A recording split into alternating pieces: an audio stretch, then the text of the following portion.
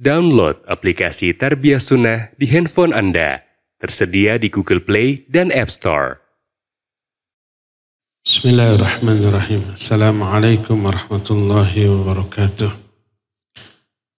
Alhamdulillahilladzi hadana lihadza wa ma kunna linahtadiya laula an hadana Allah. Wa asyhadu an la ilaha illallah wahdahu la syarika lah.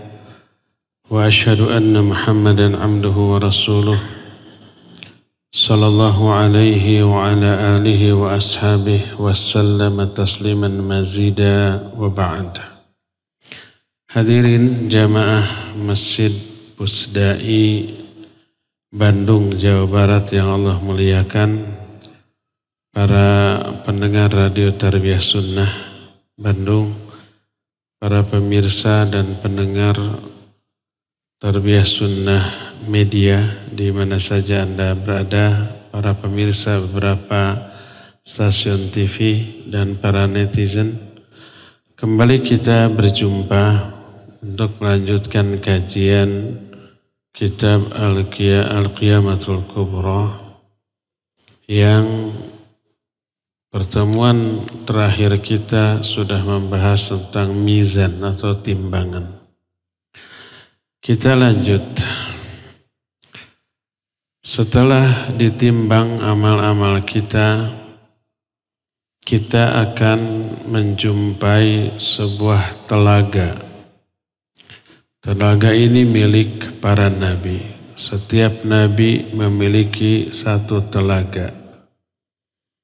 Dan setiap orang hanya mendatangi telaga nabinya masing-masing.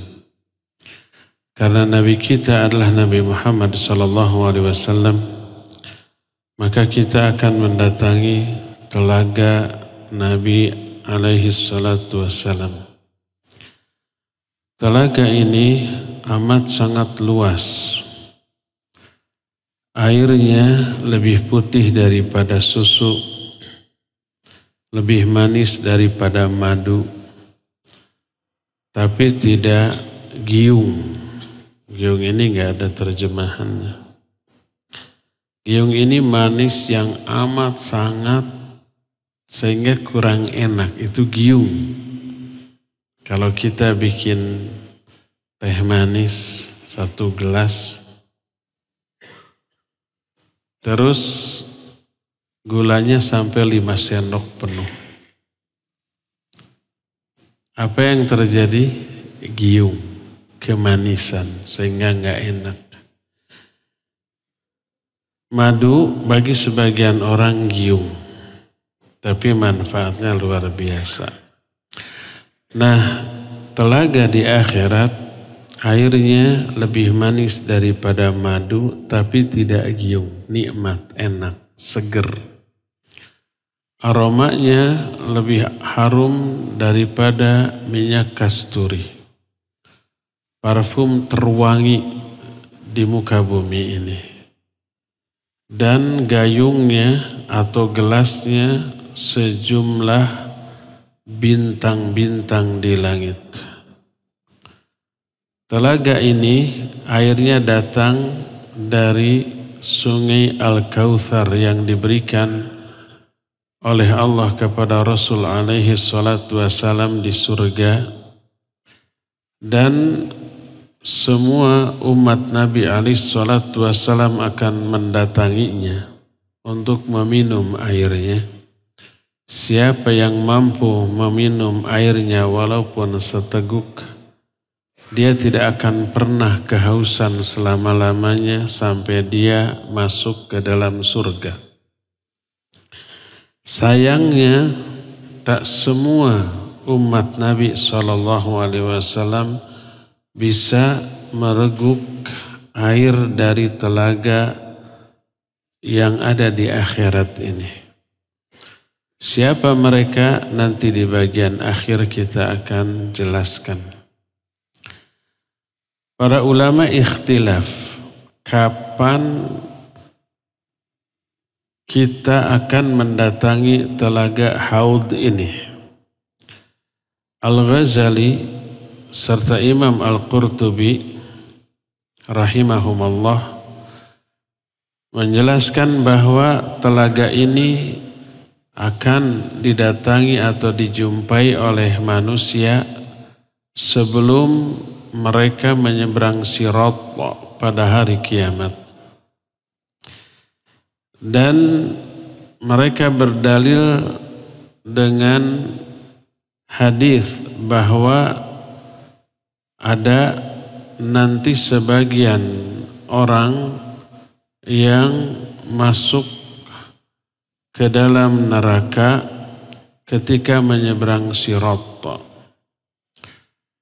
Otomatis yang masuk ke dalam neraka ini adalah orang-orang yang tidak akan mampu mereguk air dari telaga ini. Jadi setelah melalui telaga, sebagian ada yang terusir. Walaupun dia umat Nabi Muhammad SAW. Apalagi orang kafirnya.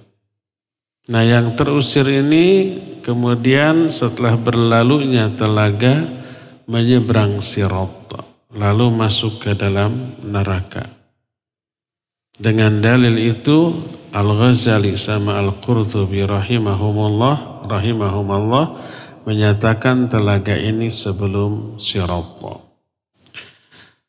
Berkata Imam Ibnu Hajar Al-Asqalani rahimahullah bahwa madhab Imam Bukhari menyatakan bahwa telaga ini setelah Sirat. Makanya dalam kitab Sahih Bukhari, Imam Bukhari mencantumkan hadis-hadis tentang haud setelah hadis syafaat dan setelah hadis-hadis tentang adanya Sirat. Setelah Sirat barulah ada haud. Inilah dua pendapat. Dan mana pendapat yang lebih rajih?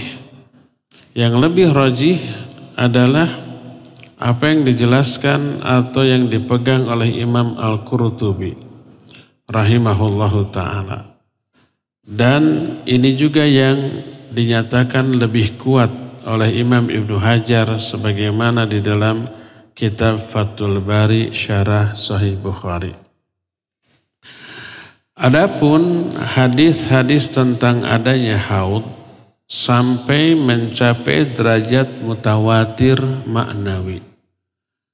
Makna mutawatir maknawi adalah hadis yang diriwayatkan oleh banyak sahabat, lebih dari 50 sahabat, terus disampaikan kepada puluhan murid-muridnya di kalangan tabi'in, terus sampaikan lagi kepada murid-muridnya di kalangan tabi'ut tabi'in dan terus sampai kepada mudawin hadis yang jumlahnya lebih dari 50 orang. Redaksi susunan kalimatnya berbeda-beda, tapi tema yang diceritakannya sama, yaitu tentang haud.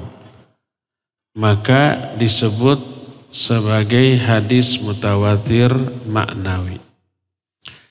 Berkata Imam Ibnu Hajar Al-Asqalani dalam kitab Fathul Bari Syarah Sahih Bukhari, Al-ahadithul waridatu fil haud mutawatirah, la syakka fi tawaturiha inda ahlil ilmi bi ahadithi Rasul sallallahu alaihi wasallam. Wa qad rawaha an Rasul sallallahu alaihi wasallam akthar min 50 sahabiyan wa qad dzakara Ibnu Hajar asma'a ruwati ahadithi minas sahabah. Hadis-hadis yang ada tentang haud mencapai mutawatir.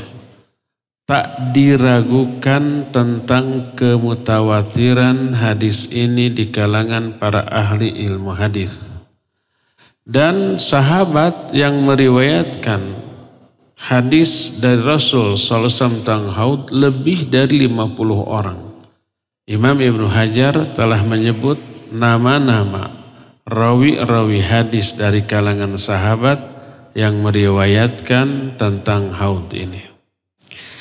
Di antara hadis-hadis tentang haud adalah pertama, Diterima dari Abdullah bin Amr bin As radhiyallahu anhuma. Berkata Rasul sallallahu alaihi wasallam, "Haudi masiratu syahrin wa zawayahu sawa, ma'uhu abyad minal laban, wa rihu atyabu minal misk, wa kizanuhu kanujumis sama, may yashrabu minha fala yadma'u abadan." Muttafaqun alaih. Kata Nabi SAW, telagaku itu sepanjang sebulan perjalanan. Saking panjangnya. Dan sisi-sisinya semuanya sama. Artinya 4 persegi panjang. Tapi sisi-sisinya sama. Bukan 4 persegi sepanjang. Tapi apa namanya? Bujur sangkar. Yang lebarnya, panjangnya dari semua sisinya sama, yaitu sejauh sebulan perjalanan. Dan airnya lebih putih daripada susu, wanginya lebih wangi daripada aroma minyak kasturi, dan gelas-gelasnya sebanyak bintang-bintang di langit. Disebut ka nujumis sama, seperti bintang di langit. Dari 2 sisi. Pertama jumlahnya, dan kita tahu jumlah bintang di langit konon miliaran atau mungkin lebih. Dan itu bercahaya.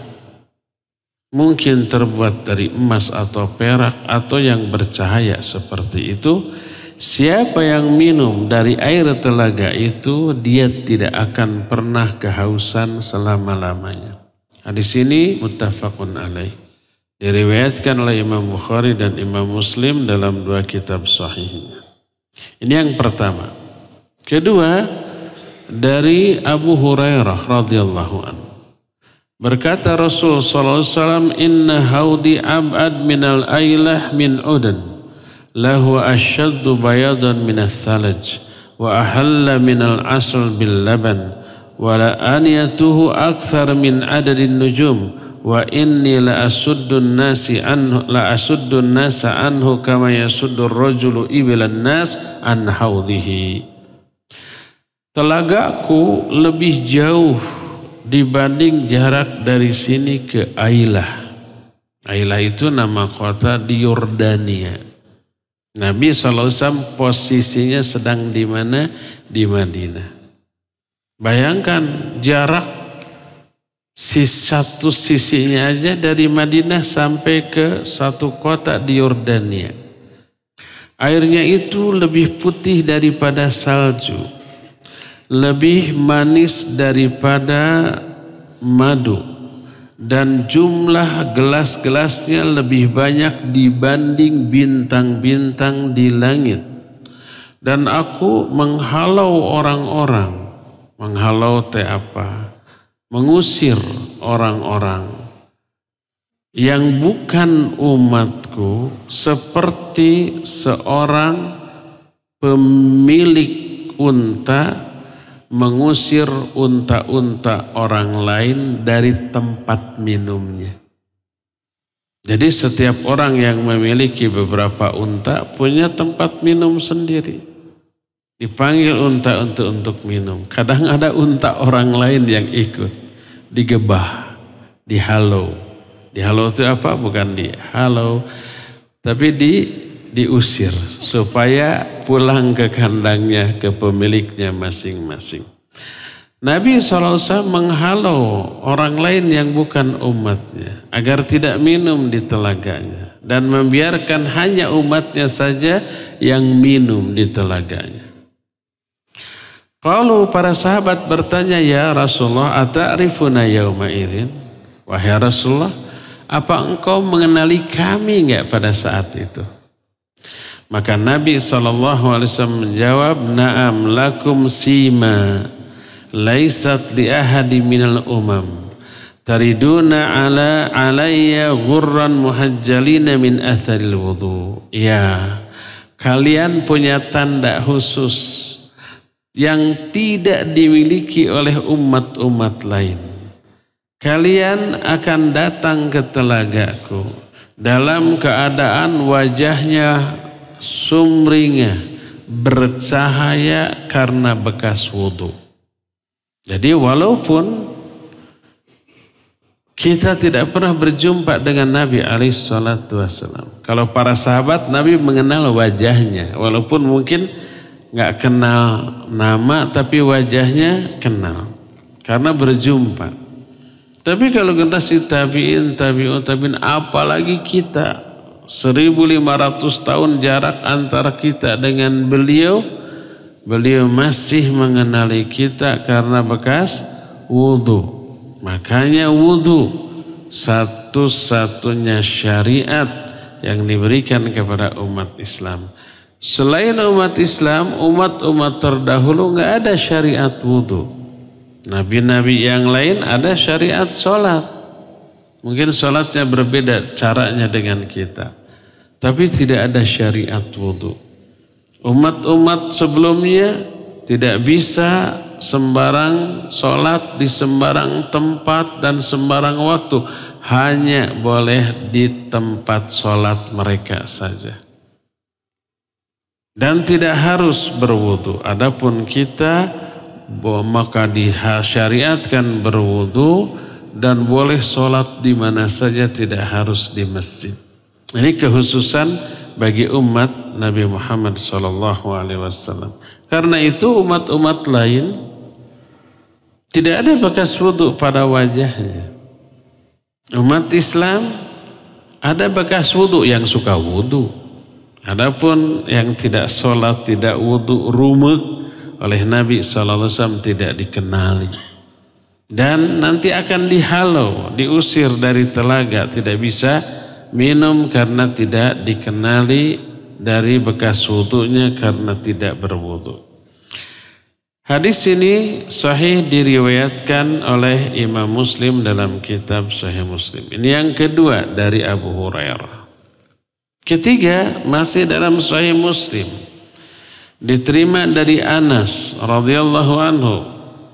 Dia berkata, "Tara fihi abariqadz dzahabi wal fiddah ka'adadin nujumis sama." Kata Nabi sallallahu alaihi wasallam, engkau akan melihat di samping telaga itu ada cangkir-cangkir dari emas dan perak, jumlahnya sejumlah bintang-bintang yang ada di langit.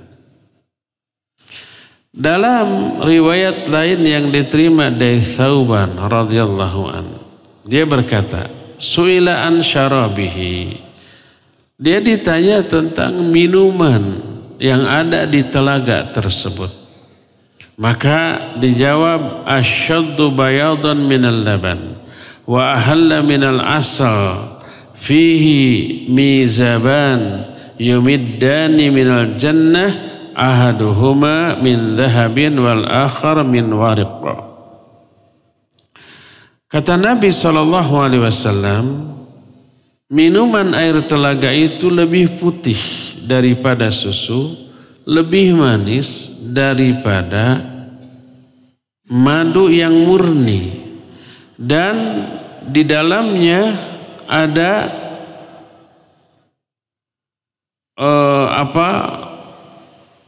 pagar atau pembatas yang menahan air agar tidak meluber ke samping kemana-mana. Sumber air itu dari surga. Berdasarkan hal tersebut, maka kita mengetahui dan wajib meyakini adanya telaga di surga, di akhirat, yang akan dilewati oleh semua manusia, dan setiap manusia hanya akan bisa mendatangi telaga nabinya masing-masing. Siapa yang minum walaupun seteguk, dia tidak akan pernah kehausan selama-lamanya sampai dia masuk ke dalam surga nanti. Dan ini mengisyaratkan orang yang meminumnya dia akan bisa masuk surga. tidak akan ke neraka dulu. Adapun yang ke neraka dulu, itulah orang-orang yang diusir dari telaga karena sebab-sebab tertentu. Ada beberapa riwayat tentang adanya orang yang diusir dari telaga Nabi SAW. Nanti dari hadis-hadis ini para ulama menyimpulkan beberapa tipikal manusia yang diusir dari telaga. Dan siapa orang yang mampu minum air telaga tersebut bisa diambil penjelasannya dari hadis-hadis yang berikut ini. Pertama, hadis riwayat Bukhari dan Muslim diterima dari Abdullah bin Mas'ud radhiyallahu an. Berkata Nabi alaihi salatu wasalam, "Ana faratukum 'alal haud. La yurfa'anna ilayya rijalu minkum. Hatta idza ahwaitu ilaihim liunawilahum ukhtuliju duni. Faqulu ay rabbi ashabi. Fayuqal innaka la tadri ma ahdathu ba'daka." Kata Nabi SAW, aku akan mendahului kalian di telaga. Jadi sebelum umatnya datang ke telaga, Nabi lebih dahulu datang di sana. Terus ada berapa orang laki-laki di kalangan kalian disodorkan kepadaku, datang, sehingga ketika aku membungkuk untuk meraih tangan mereka, untuk dipersilahkan minum di telaganya. Kenapa Nabi SAW tahu bahwa mereka itu umatnya? Nanti ada keterangan dan sudah diisyaratkan tadi ada bekas wudhu. Tiba-tiba disambar mereka itu, ditolak dan diusir. Aku berkata, ya Rabbi, mereka sahabat-sahabatku. Ini menunjukkan Nabi SAW mengenal mereka karena sezaman dengan Nabi SAW. Mereka sahabat-sahabatku, kenapa engkau usir? Maka dijawab, engkau tidak tahu apa yang mereka ada-adakan sepeninggalmu. Nah, di sini riwayat Bukhari dan Muslim. Imam Ibnu Abdul Bar rahimahullah menjelaskan dari hadis ini, mungkin mereka orang-orang yang sezaman dengan Nabi alaihi salatu wassalam. Tapi kenapa terusir? Ada beberapa kemungkinan. Pertama, sepeninggal Nabi SAW mereka murtad. Dan ini kenyataan. Setelah Nabi wafat, beberapa sahabat banyak yang murtad. Bukan sahabat lagi kalau sudah murtad. Diperangi oleh Abu Bakar As-Siddiq radhiyallahu anhu. Kedua, mereka orang-orang munafik. Yang di zaman Nabi SAW menampakkan keislaman. Nabi mengenal wajah mereka. Makanya disambut. Tapi ternyata mereka diusir dari telaga. Yang ketiga, mereka orang-orang yang sepeninggal Nabi SAW mengada-adakan kebid'ahan. Terjerumus ke dalam pemahaman khawarij takfiri. Ketika Nabi SAW membagikan ghanimah pada waktu perang Hunain, ada orang-orang yang protes keras. I'dil ya Muhammad fa innaka la ta'dil.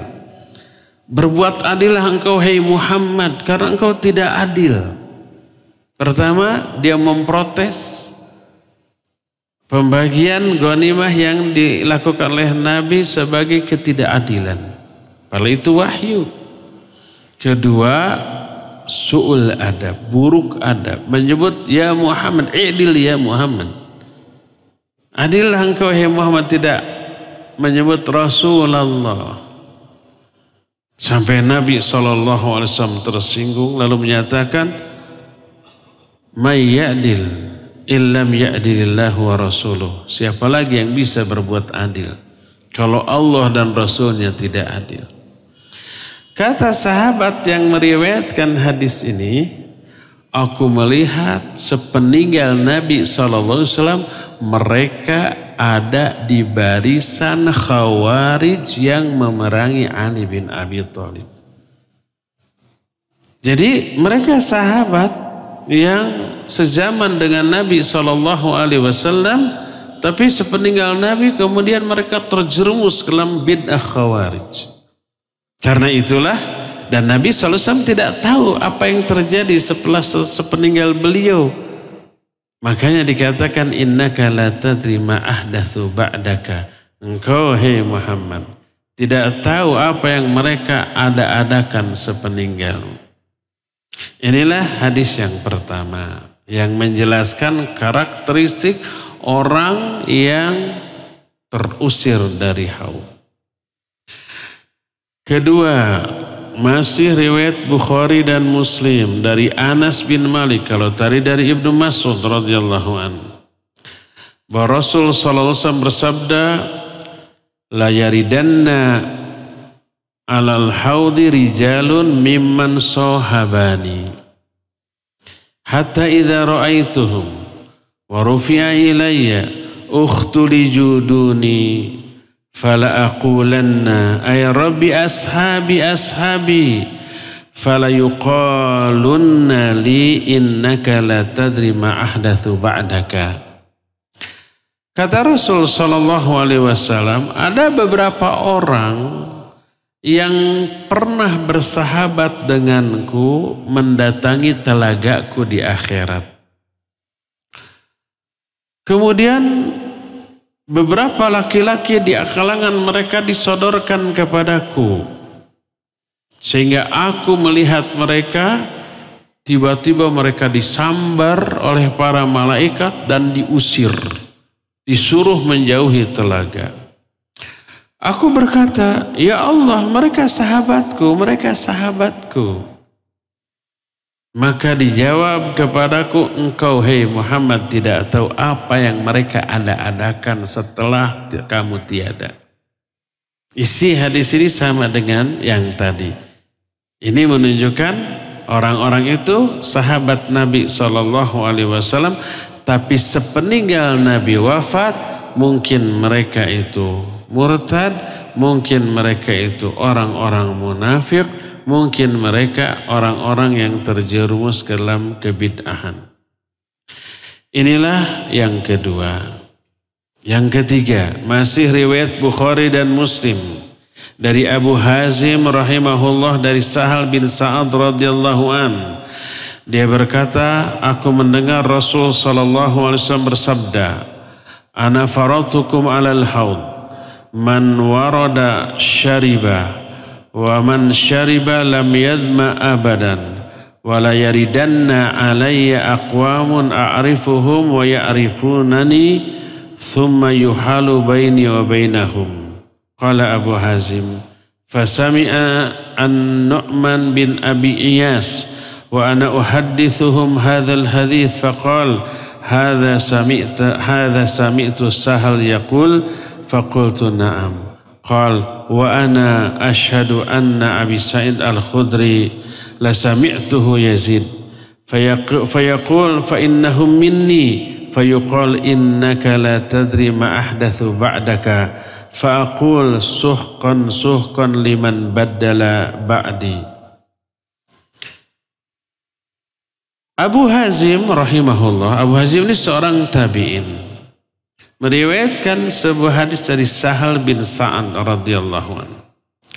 Kata Sahal, aku mendengar Rasul SAW bersabda, aku akan mendahului kalian di telaga. Siapa yang mendatangi telaga, dia akan minum. Siapa yang minum air telaga itu, dia tidak akan haus selama-lamanya. Kemudian ada beberapa orang yang datang. Aku kenal mereka, mereka pun mengenal aku. Itu kata Nabi SAW, berarti para sahabat. Tiba-tiba dihalangi antara aku dengan mereka. Kata Abu Hazm, Nu'man bin Abi Iyas mendengar hadis ini, dari aku? Lalu kata Nu'man, apakah kamu mendengar ini dari Sahal? Aku menjawab, iya. Maka kata Nu'man, aku bersaksi bahwa Abu Sa'id Al-Khudri mendengar itu dari Yazid. Kemudian berkata Rasul SAW ketika sahabat-sahabatnya terhalang dari beliau. Kata Nabi, mereka itu golonganku. Maka dijawab, engkau tidak tahu apa yang mereka ada-adakan sepeninggalmu.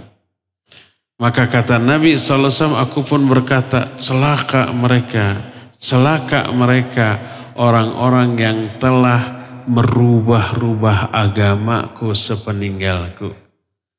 Hadis ini riwayat Imam Bukhari dan Muslim.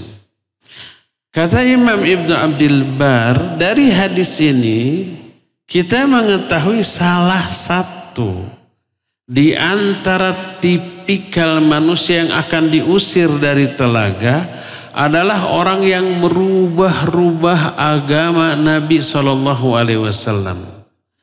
Menambah, mengurang, atau merubah. Apa yang tidak dilakukan diamalkan oleh Nabi SAW. Terus dilakukan oleh orang-orang yang hidup setelahnya dan dianggap bagian dari agama ini. Ditambahkanlah itu kepada agama ini atau dirubahlah beberapa ritual dari agama ini, maka merekalah orang-orang yang akan terusir dari telaga ini. Ini hadis yang ketiga. Hadis keempat masih riwayat Bukhari Muslim, diterima dari Abu Hurairah radhiyallahu anhu. Jadi dari awal dari Ibnu Mas'ud, yang kedua dari Anas bin Malik, yang ketiga dari dari Abu Sa'id Al-Khudri dan Sahal, yang keempat ini dari Abu Hurairah. Berkata Nabi SAW, yaridu alayya yawmal qiyamati rahtun min ashabi aw qala min ummati fayuhliuna anil haudi faqulu ya rabbi ashabi fayaqulu innahu la ilma laka bima ahdathu ba'dak innahum murtaddu ala adbarihim al-qahqari. Kata Rasul SAW, ada beberapa orang sahabatku mendatangi aku pada hari kiamat. Lalu ternyata mereka diusir dari telagaku. Aku berkata, ya Allah, mereka sahabat-sahabatku. Dijawab, sesungguhnya engkau tidak mengetahui apa yang mereka ada-adakan sepeninggalmu. Mereka murtad kembali ke belakang sepeninggalmu. Hadis ini sahih riwayat Imam Bukhari dan Muslim. Dalam hadis yang hanya diriwayatkan oleh Imam Bukhari, berkata Nabi SAW, bainama ana qaimun al-haud idza zumratun hatta idza araftuhum kharaja rajulun min baini wa bainahum faqala halluma faqultu ila aina faqala ila an-nari wallahi faqultu ma sya'nuhum faqal innahum qad irtaddu ala adbarihimul qahqari. Ketika aku sedang berdiri di dekat telaga, tiba-tiba ada sekelompok orang. Aku mengenal mereka, berarti sahabat-sahabat. Tiba-tiba muncul seseorang dari barisan sahabatnya, kemudian dia berkata, ayo kita pergi. Aku bertanya ke orang itu, pergi ke mana? Dia berkata, pergi ke neraka demi Allah. Lalu aku bertanya, ada apa dengan mereka? Sampai ngomong ngajak ke neraka. Dijawab oleh para malaikat, mereka orang-orang yang murtad, mundur kembali ke belakang sepeninggalmu. Jadi dia murtad dan mengajak orang-orang lain untuk murtad. Dan diikuti. Makanya di akhirat ketika sampai di telaga, orang ini bukan ngajak minum air telaga, malah hayo kita ke neraka. Dan diikuti oleh kelompok tersebut. Thumma idza zumratun ukhra hatta araftuhum kharaja rajulun min baini wa bainahum. Kemudian muncul kelompok kedua. Aku mengenal mereka. Berarti sahabat. Tiba-tiba muncul seseorang dari mereka lalu berkata, "Halluma, ayo kita pergi." Aku bertanya, "Ila aina?" Pergi ke mana? Dia menjawab, "Ilan nari wallahi," kepada neraka. Aku bertanya kepada para malaikat, "Ma sya'nuhum?" Apa yang terjadi dengan mereka?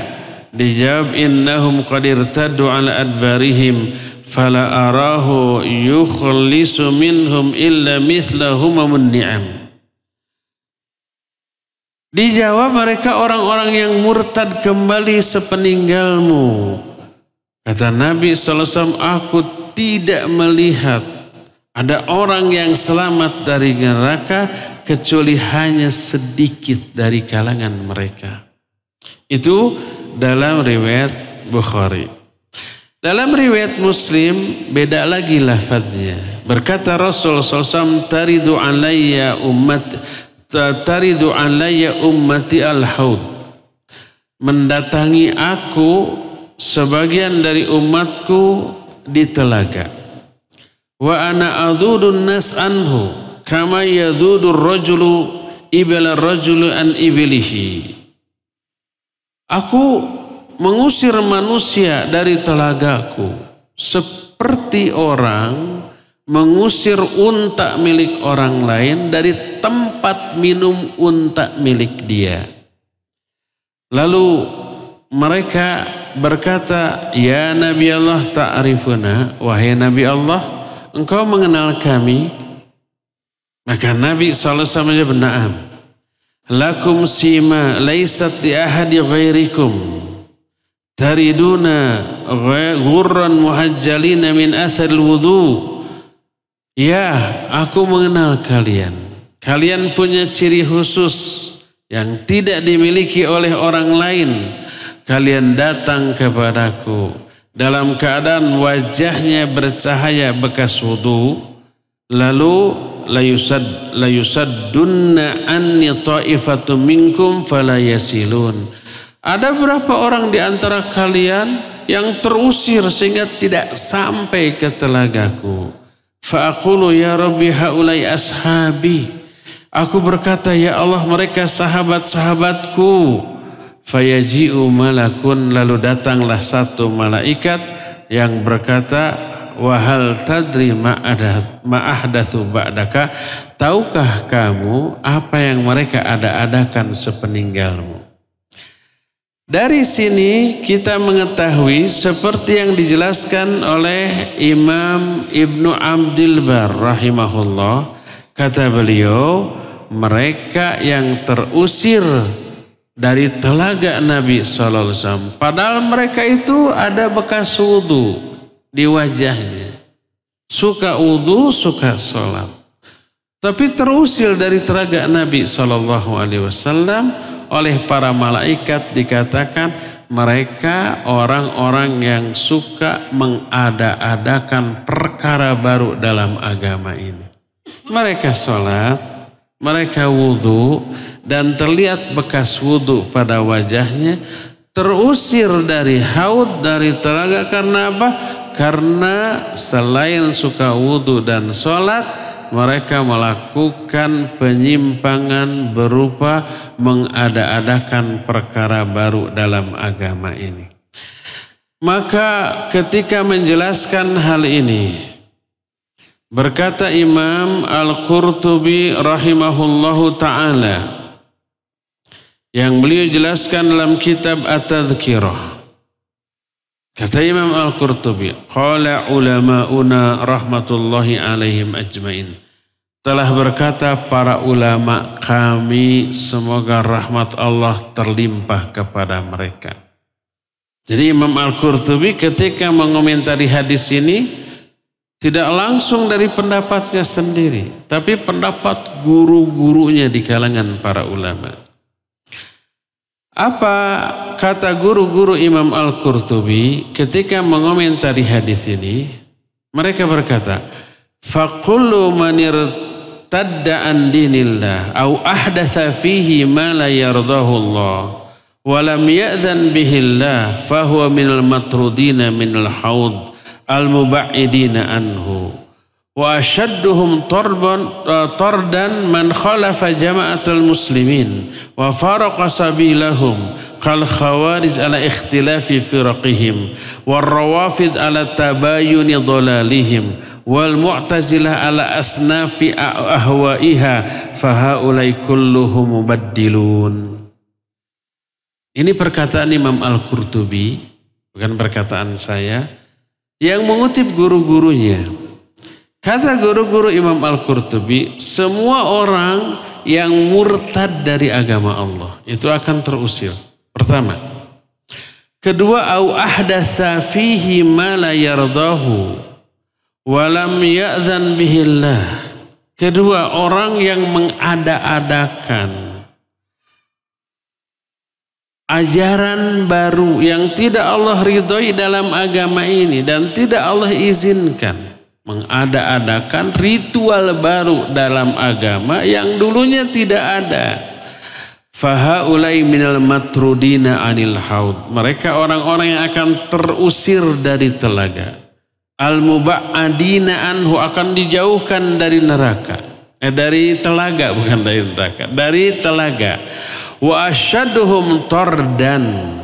Dan orang yang paling keras terusirnya dari telaga ini man khalafa jama'atul muslimin, orang yang menyelisihi jamaah kaum muslimin, menyimpang dari jalan hidup mereka, seperti khawarij dengan beragam firqah pemikiran di kalangan mereka, seperti rawafid itu rafidah syiah, dengan beragam sekte di kalangan mereka, dan Mu'tazilah. Mu'tazilah itu orang yang taqdimul aql anin naqal, lebih mendahulukan akal daripada wahyu. Kalau ada ayat yang tidak masuk akal, ditakwil agar sesuai dengan akal mereka. Kalau ada hadis sesahih apapun nggak masuk akal, ditolak, dianggap dhaif. Itu Mu'tazilah. Nah, merekalah orang-orang yang dianggap merubah agama ini atau menambah-nambah kepada agama ini. Ini yang pertama, para ahlul bid'ah dan orang-orang murtad.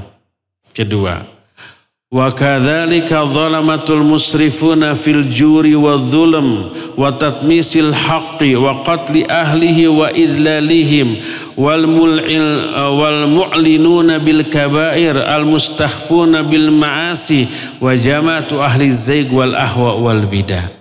Kedua, demikian juga orang-orang yang zalim, orang-orang yang suka menganiaya pihak lain, orang-orang yang suka menentang kebenaran dan membunuh orang-orang yang membunuh dan menghinakan orang-orang yang menyebarkan kebenaran. Demikian juga orang yang terang-terangan di dalam melakukan perbuatan-perbuatan dosa. Terang-terangan mabuk, terang-terangan judi, terang-terangan maling, merampok, terang-terangan berzina, dan seterusnya. Dan mereka pengekor hawa nafsu dan penyebar kebidahan, termasuk orang-orang yang akan terusir dari telaga ini. Sampai-sampai setelah diberitahu, Nabi SAW pun menyatakan, suhqan liman baddala dini, celaka orang-orang yang merubah-rubah agamaku ini. Sampai Nabi pun mendoakan seperti itu. Dari sinilah maka kita ambil kesimpulan dari beberapa hadis ini, seperti kesimpulan yang diterangkan oleh Imam Ibnu Abdil Bar, bahwa orang-orang yang akan bisa mereguk minuman air telaga tersebut adalah orang-orang yang memiliki beberapa kriteria berikut ini. Pertama, al-multazimuna bi kitabillahi wa sunnati rasulih sallallahu alaihi wasallam ala fahmi ahlihima. Pertama, mereka yang akan bisa mendatangi telaga dan minum airnya adalah orang-orang yang berpegang teguh kepada Quran Sunnah melalui pemahaman para ahlinya. Siapa ahlinya? Para ulama. Ini Al-Quran, ini hadis difahami melalui pemahaman penjelasan para ulama dalam kitab-kitab mereka. Kalau ada ayat, buka tafsirnya. Kalau ada hadis, buka kitab syarah tentang hadis tersebut. Sampaikan apa yang dijelaskan oleh para ulama tentang ayat dan hadis itu. Itu yang pertama. Dan berpegang teguh kepada hal tersebut. Tidak mencocok-cocokkan agama ini dengan budaya, kultur, adat, kebiasaan yang sudah berurat akar di tengah masyarakat. Yang menjadi barometer kebenaran apa? Quran Sunnah. Karena itu wahyu. Adapun budaya, adat, kebiasaan itu produk siapa? Manusia. Namanya juga budaya. Kita kan pernah belajar budaya itu hasil budidaya manusia, hasil olah fikir, olah rasa, ya, olah intuisi manusia melahirkan sebuah konsep dalam kehidupan, itulah budaya. Itu karya orang. Orang bisa salah, bisa benar. Satu orang pola fikirnya berbeda dengan orang lain sehingga bisa berbeda. Adapun wahyu Quran Sunnah ini sumbernya dari Allah Azza wa Jalla. Itulah barometer kebenaran. Itu yang pertama. Yang kedua, orang yang akan minum dari telaga Rasul sallallahu alaihi wasallam adalah orang yang selalu menjaga wudhu mereka. Selalu memelihara wudhunya, karena dengan wudhu inilah mereka akan dikenali oleh Rasul sallallahu alaihi wasallam dari wajahnya. Wajahnya itu bercahaya. Wajahnya itu terlihat oleh Nabi sallallahu alaihi wasallam mengeluarkan cahaya yang dengan itu mereka dikenali sebagai umat Nabi sallallahu alaihi wasallam.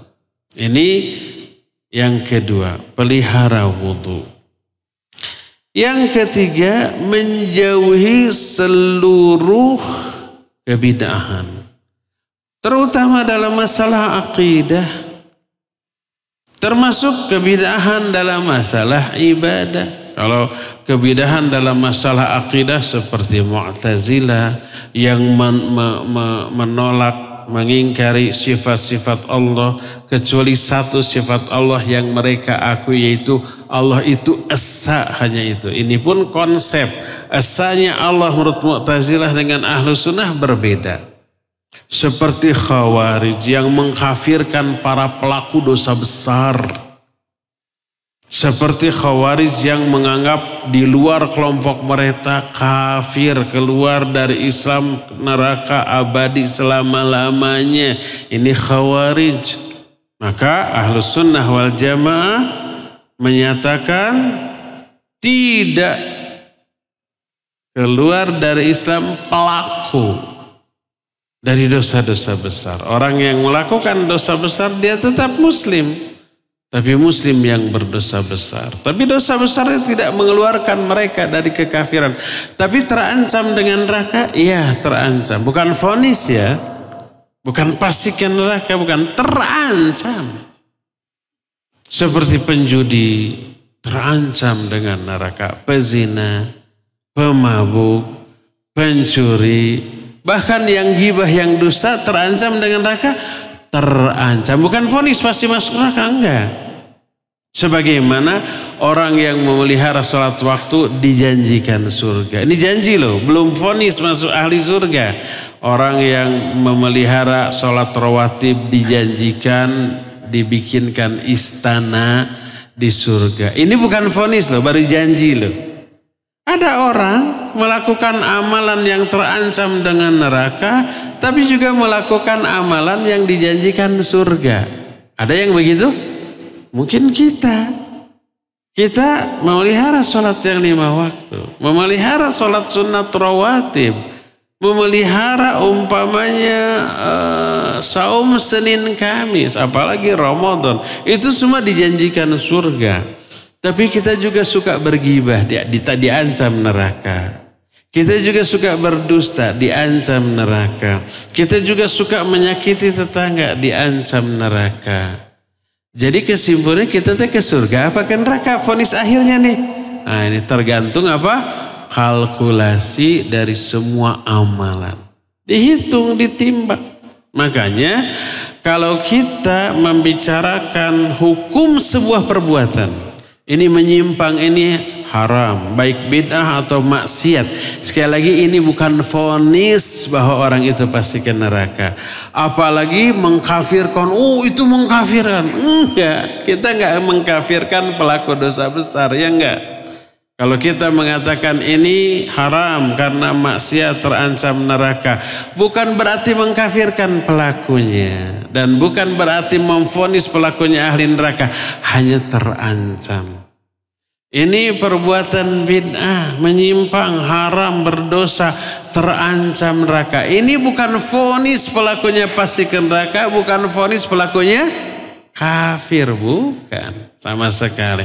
Kita tidak sedang memvonis pelaku dari sebuah perbuatan, tapi kita hanya sedang membicarakan hukum sebuah perbuatan. Ya, tanpa memvonis pelakunya baik vonis neraka atau surga, tanpa memvonis orang itu keluar dari Islam ataukah tidak, enggak sama sekali.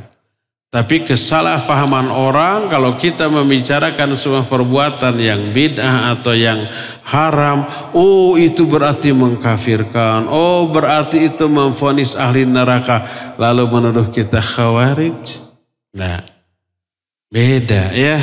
Inilah penjelasan para ulama tentang masalah haud. Cukup sampai di sini dan kita masuki sesi tanya jawab. Wa sallallahu ala nabiyina Muhammadin wa ala alihi wa ashabihi wasallam. Ini mah sudah di print.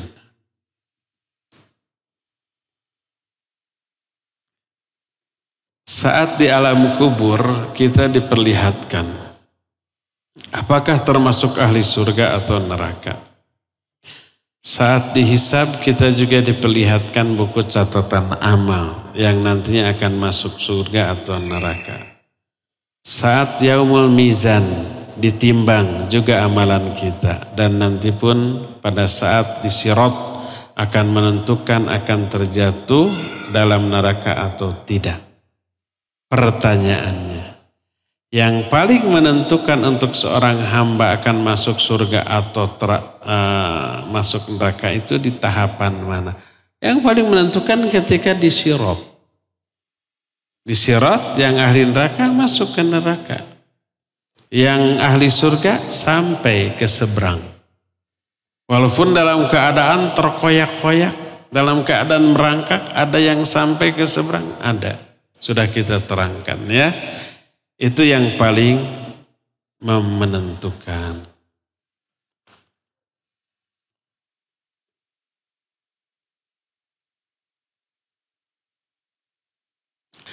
Bolehkah seorang agen travel mengambil kelebihan biaya umroh dari jamaah untuk kepentingan pribadi, seperti untuk ongkos umroh sendiri, plus ibu makan dan lain-lain.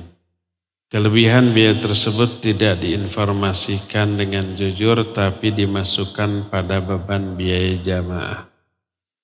Agen ya, bukan travelnya. Kalau begini, ini secara teknis agak sulit. travel itu sudah menentukan biaya umroh.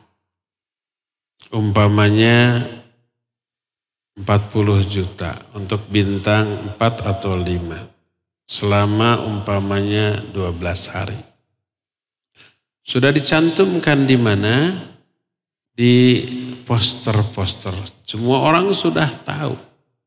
Lalu kita ingin menjadi agen. Lalu kita tawarkan 45 juta ke jamaah. Gitu maksudnya. Ini secara teknis susah. Kenapa? Karena jamaah tahu ini 40 di posternya ada. Itu pertama.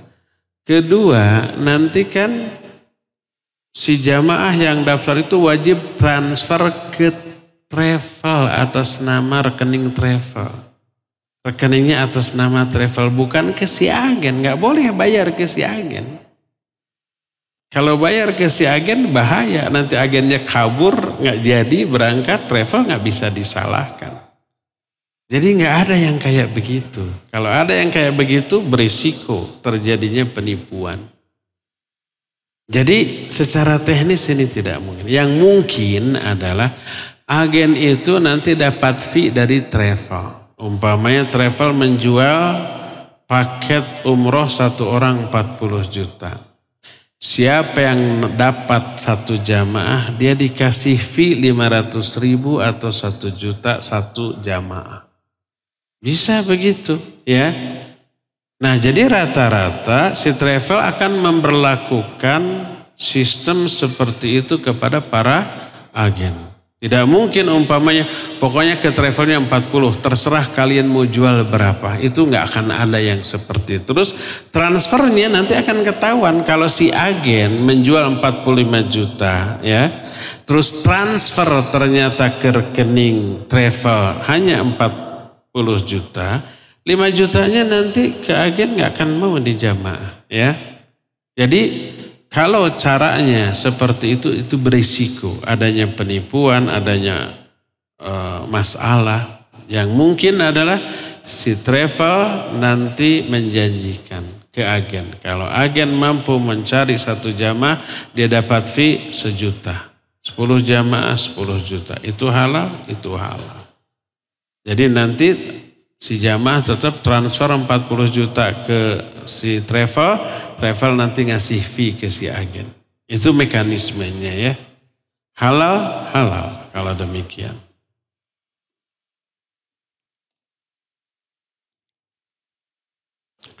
Jika umat Islam yang durhaka, apakah mereka akan minum di telaga Haud juga?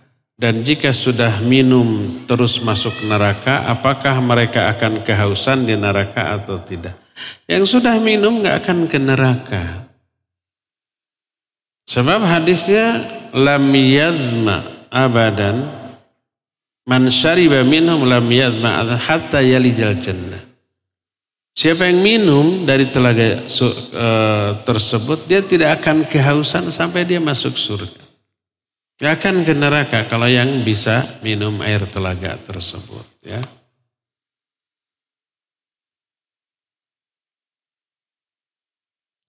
Bagaimana tanda-tanda amal ibadah kita diterima oleh Allah Azza wa Jalla? Tandanya pertama, ketika ibadahnya kita betah, merasakan kenikmatan rohaniah. Ada kelezatan rohaniah yang kita rasakan selama ibadah. Kalau sholat khusyuk betah. Kalau baca Quran khusyuk juga. Ketika zikir dihayati khusyuk. Ketika berdoa dihayati khusyuk. Itu pertama.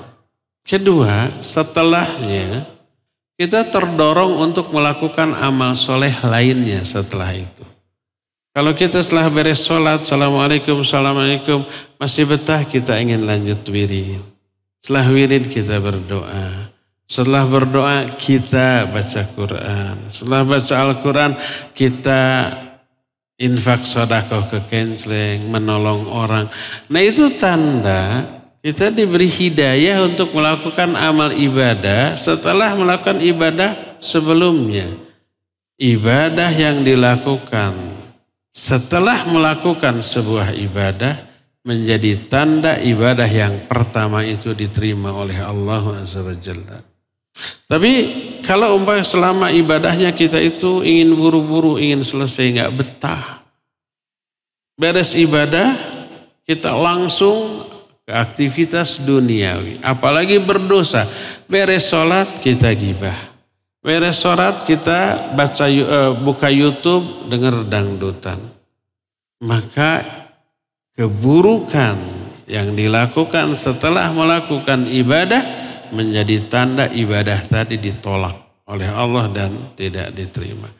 Itu penjelasan Imam Ibn Rajab mengutip perkataan ulama as-salafus soleh dalam kitab Lataiful Ma'arif ya.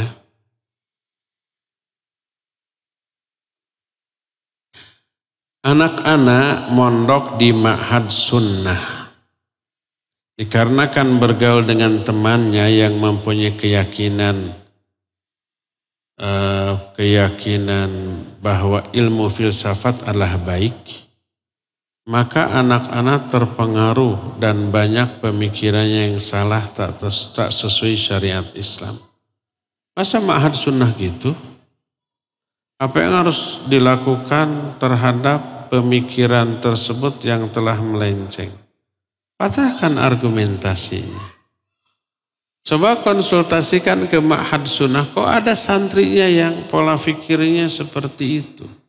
Dari mana santri itu berpikir belajar filsafat? Apakah sejak sebelum masuk? Atau setelah masuk dia masih pegang HP, Google, baca artikel tentang filsafat? Itu harus dilaporkan dan wajib diantisipasi. Ya, santri nggak boleh pegang HP. Kalau ada santri yang terpengaruh oleh pola pikir filsafat, salah satu ustadznya harus mematahkan argumentasi orang itu. Kalau enggak, masih kukuh ngeyel, dikeluarkan daripada menjadi virus bagi yang lain. Berbahaya ya, filsafat itu super berbahaya. Makanya Al-Ghazali rahimahullah, ahli filsafat. Beliau mendalami filsafat sampai tahunan, dari awal sampai akhir. Setelah semua filsafat dikuasai, beliau menyimpulkan bahwa ilmu filsafat ini ilmu yang sesat, nol. Lalu beliau mengkritik pola fikir filsafat, lahirlah buku yang berjudul Tahafutul Falasifah. Kritik untuk para filosof. Ya, beliau bukan hanya baca 1-2, tapi sudah mempelajari secara detail, mendalam, dan mempraktekannya. Akhirnya beliau mendapati ini keliru. Lalu dibongkarlah kebobrokan filsafat dalam kitab Tahafutul Falasifah tadi. Makanya di perguruan tinggi Islam ada satu mata kuliah namanya ilmu kalam. Ilmu kalam itu filsafat Islam. Atau sering juga disebut ilmu tauhid. Nah, ada lagi yang disebut ilmu mantiq, ilmu logika. Di awal materi ilmu mantiq dibahas apa hukum mempelajari ilmu mantiq. Ilmu mantiq itu sama dengan filsafat. Bedanya, kalau filsafat berangkat dari keraguan-raguan. Lalu dicari dalil-dalil akal untuk memperoleh keyakinan. Maka setelah diperoleh keyakinan baru diyakini. Itu filsafat. Kalau ilmu mantik berangkat dari keyakinan tentang kebenaran Islam. Bahwa Allah itu esa. Contohnya, bahwa Islam itu benar. Lalu dicari dalil-dalil akal untuk memperkuat ini. Kesamaan ilmu mantik dan filsafat sama-sama berdasarkan akal. Hanya berbeda dari titik pemberangkatan. Kalau filsafat berangkat dari keraguan, dicari dalil-dalil akal, didapat keyakinan. Kalau mantik berasal dari keyakinan, dicari dalil-dalil akal untuk memperkuat keyakinan. Itu bedanya dan ini persamaan. Para ulama membahas bagaimana hukum mempelajari ilmu mantiq atau ilmu kalam. Semua ulama sepakat haram. Kecuali bagi orang yang memiliki 2 kriteria, 2 syarat. Syarat pertama memiliki iman yang kuat tentang akidah Ahlus Sunnah. Syarat yang kedua memiliki ilmu yang mumpuni, yang bisa membantah semua kekeliruan penyimpangan yang ada dalam filsafat, baru dengan 2 syarat ini boleh mempelajari. Itulah yang dilakukan oleh para ulama. Al-Ghazali termasuk orang yang seperti ini. Sudah berilmu dulu, kuat keyakinannya, lalu belajar filsafat, dibongkar kebobrokan filsafat. Syekhul Islam Ibn Taimiyah, orang yang berilmu dan beriman. Dia mempelajari filsafat, lalu dijelaskan kebobrokan filsafat. Ya. Adapun bagi orang yang imannya lemah, ilmunya dangkal, lalu belajar filsafat, dia akan terpengaruh. Itu berbahaya, makanya diharamkan yang seperti. Sampai Imam Syafi'i rahimahullah, hukmi ala ahlil kalam. Hukum yang aku tetapkan bagi ahli kalam adalah diarak keliling kampung sambil dipukuli dengan pelepah kurma, sambil dikatakan inilah hukuman bagi orang-orang yang meninggalkan kitab sunnah dan beralih ke ilmu kalam. Ini baru ilmu kalam, belum filsafat, ya. Maka itulah yang dilakukan oleh para ulama sejak zaman dahulu. Jadi kalau ada santri memiliki keyakinan seperti dan pola pikir seperti kaum filosof dan berbahaya, coba diluruskan, dipatahkan argumentasinya, dibongkar pola pikir yang keliru tentang dia, lalu disuruh taubat dan belajar Quran Sunnah. Kalau enggak, lebih baik dikeluarkan daripada nanti merembet kepada santri yang lain.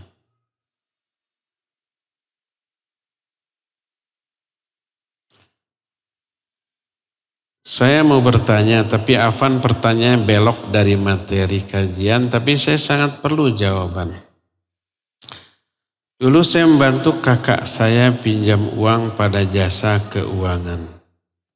Di tengah jalan saat cicilan ternyata macet karena kakak saya dirumahkan kerjanya.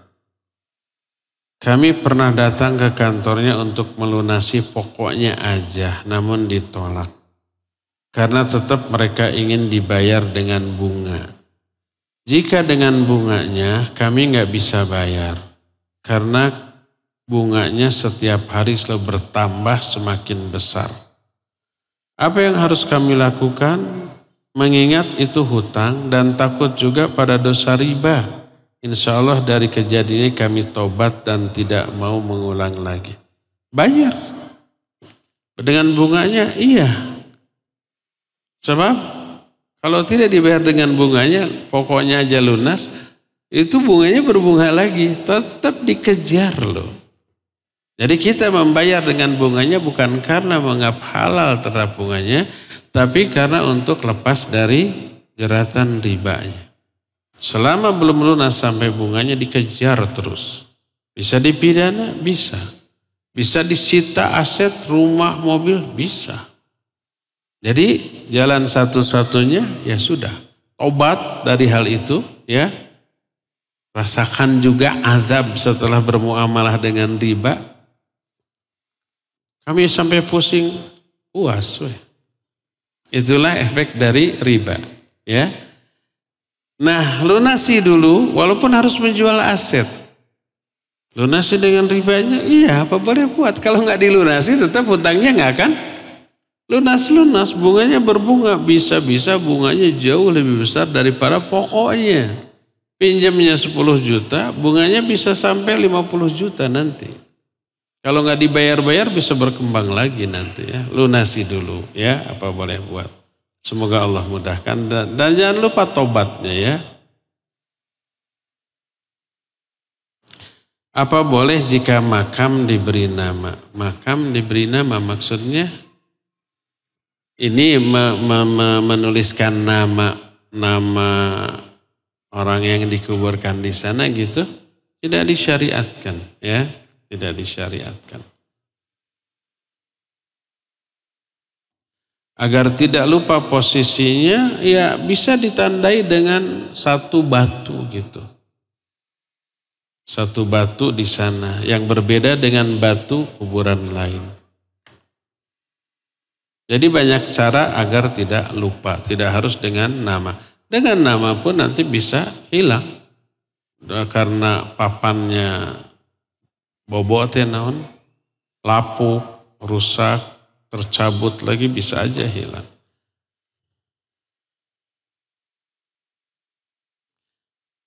Berapa batasan fidyah yang dikeluarkan apabila diuangkan? Tidak boleh diuangkan, harus dengan makanan. Allah berfirman dalam surah Al-Baqarah, fidyatu wa 'alal ladzina yutiqunahu fidyatu ta'amu miskin. Bagi orang yang tidak mampu saum adalah membayar fidyah dengan cara memberi makan, bukan memberi uang.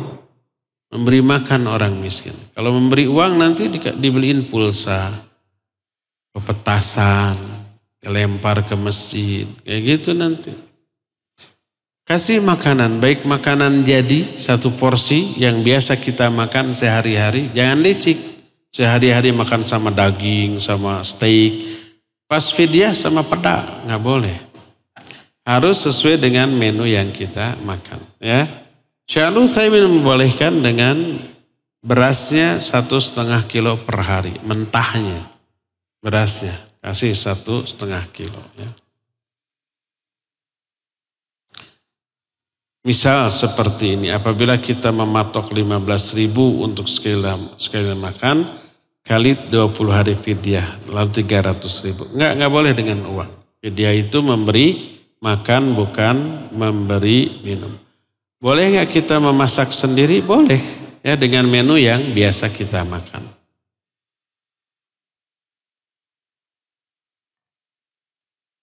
Terakhir, jika golongan yang 70.000 masuk surga tanpa hisab dan azab, apa masih dihisab? Enggak kan, enggak tanpa hisab. Apa masih dihisab? Kan tidak dihisab.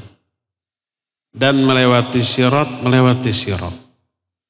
Atau langsung masuk surga. Iya, hisab itu sudah dijelaskan dari mulai kita di alam mahsyar, di padang mahsyar sampai ditimbang, dibagi buku catatan gitu ya, itu semuanya hisab. Nah, orang yang masuk surga tanpa hisab itu tidak melewati semua fase tadi, ya.